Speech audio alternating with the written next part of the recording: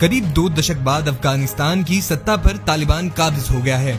साल 2001 में अमेरिका के नेतृत्व वाली नेटो सेनाओं ने तालिबान को अफगानिस्तान की सत्ता से बेदखल कर दिया था, लेकिन इस बार ये संगठन पहले से भी ज्यादा शक्तिशाली बनकर लौटा है। संगठन के रूप में तालिबान की शक्ति का अंदाजा इसी बात से लगाया जा सकता है कि अमेरिकी सेना की वापसी की घोषणा होते ही इसके लड़ाकों ने पूरे अफगानिस्तान पर कब्जा कर लिया। ऐसे में ये सवाल उठता है कि आखिर तालिबान को इतने बड़े अभियान को अंजाम देने के लिए फंडिंग और हथियार कहां से मिले। एक मीडिया रिपोर्ट के मुताबिक 2016 में फोर्ब्स ने नशीले पदार्थों की तस्करी, सुरक्षा के नाम पर वसूली और दान के रूप में मिलने वाले धन को तालिबान की कमाई का प्राथमिक स्रोत बताया था।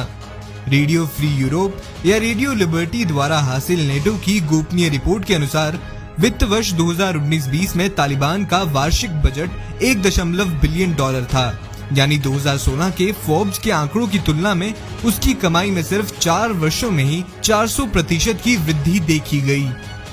वहीं संयुक्त राष्ट्र की जून 2021 की रिपोर्ट में भी बताया गया है 2011 तक करीब 300 मिलियन डॉलर का था, जो हाल के वर्षों में बढ़कर 1 बिलियन डॉलर तक हो गया है। भारतीय रुपए में ये रकम करीब 1 अरब 11 करोड़ 32 लाख 55 हजार रुपए है। नेटो की गोपनीय रिपोर्ट में दिए गए राजस्व के ब्यौरे के मुताबिक वित्त वर्ष 2019-20 में तालिबान को खनन से 464 मिलियन डॉलर, नशीले पदार्थों से 416 मिलियन डॉलर, विदेशी दान से 240 मिलियन डॉलर, सुरक्षा के नाम पर वसूली या टैक्स से 160 मिलियन डॉलर और रियल एस्टेट से 80 मिलियन डॉलर मिले थे। इससे पता चलता है कि तालिबान को लड़ाकों की भर्ती करने, फंडिंग करने या फिर हथियारों और गोला बारूद के लिए पैसे जुटाने में कोई संघर्ष नहीं करना पड़ता। गोपनीय रिपोर्ट में इस तथ्य का भी जिक्र था कि तालिबान नेतृत्व एक स्वतंत्र राजनीतिक और सैन्य इकाई बनने के लिए आत्मनिर्भरता हासिल करने की कोशिशों में है। इसके लिए तालिबान वर्षों से विदेशी दान और योगदान पर अपनी निर्भरता कम कर रहा था।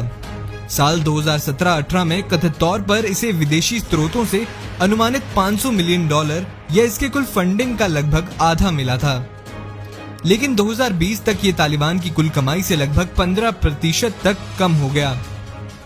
खास बात यह है कि उसी वित्त वर्ष में अफगानिस्तान सरकार का आधिकारिक बजट 5.5 बिलियन डॉलर का था, जिसमें से 2% से भी कम रक्षा के लिए रखा गया था। हालांकि इस बीच अमेरिका तालिबान को अफगानिस्तान की सत्ता से दूर रखने के लिए बड़े पैमाने पर अफगानिस्तान सरकार की फंडिंग कर रहा था। तालिबान से सीधी लड़ाई या उनसे निपटने के लिए अफगान बलों के प्रशिक्षण में अमेरिका ने करीब 2 दशकों तक लगभग 1 ट्रिलियन डॉलर खर्च किए हैं।